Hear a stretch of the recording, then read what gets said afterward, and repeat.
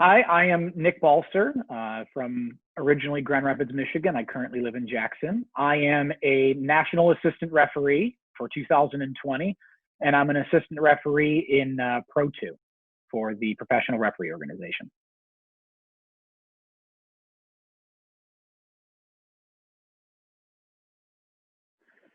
So when we hear the phrases assist and insist, they've got two very different meanings when it comes to working with our referee. Assisting is more of what your general duties and responsibilities as a referee or an assistant referee are. Specifically talking about assistant referees, it's assisting the referee with making offside decisions, putting up your flag, calling the ball when it goes in and out over the touch line, over the goal line, signaling for a goal, helping out with fouls that are what we would consider in your area of control when they're near you. Insisting more takes a role of when we realize that our input is absolutely needed to help the referee and to help the game come up with the correct decision. That being said, there are times where as assistant referees, we can insist and the referee either takes or leaves our advice, which is okay, but it's moments where we are required to at least be more involved than what just our general assisting duties as an assistant referee would be.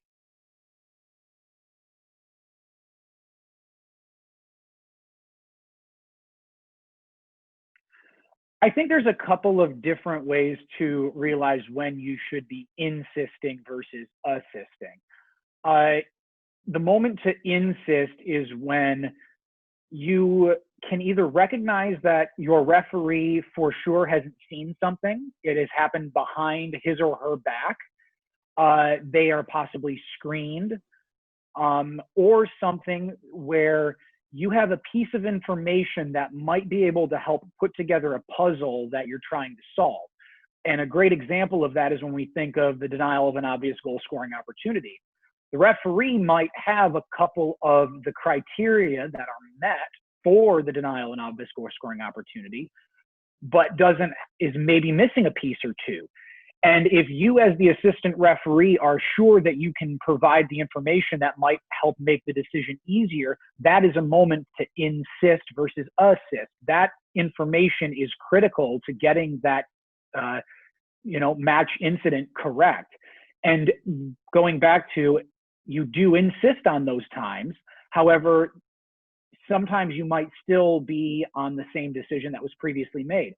But that being said, the most important thing is that the information was shared so that it could be included in helping make your decision. Do you have any example of a particular game where you had to insist? I actually do. Last year, summer of 2019, I was an assistant referee on a USL championship match. I can describe the play as well. Mm-hmm. The ball got cleared by the goalkeeper on a very long counterattack, and the defender misplayed it. And there was an attacker in the vicinity that was able to control the ball and start going to goal.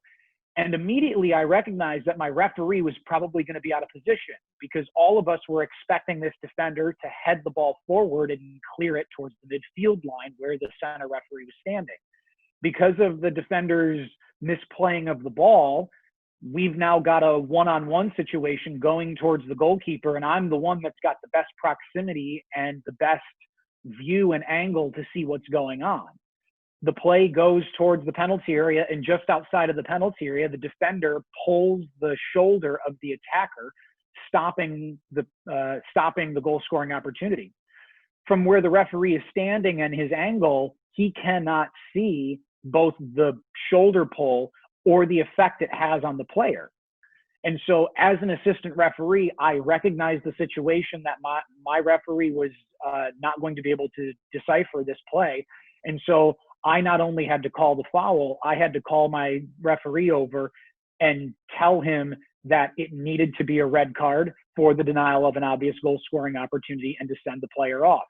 And he was solely relying on my information. I don't even think he had a foul in the situation because he couldn't see it. And in that moment, as an assistant referee, my job is to get that call correct. It would be nice if the referee was able to see it, but that falls onto me. And I know in that moment, I have to insist on a red card.